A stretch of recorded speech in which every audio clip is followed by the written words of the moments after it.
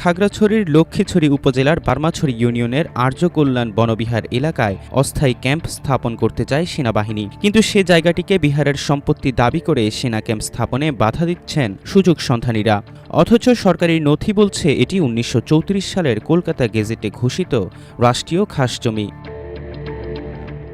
১৯৩৪ সালের ১১ এপ্রিলের কলকাতা গেজেটের কপি সংগ্রহ করেছে আমার দেশ।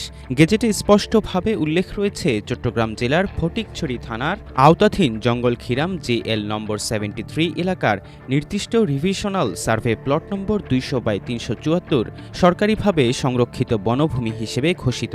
সরকারি দলিল অনুযায়ী জমিটি একান্তভাবে রাষ্ট্রের সম্পত্তি এবং ১৯৩৪ সাল থেকেই এটি সংরক্ষিত বনাঞ্চলের আওতায় আছে।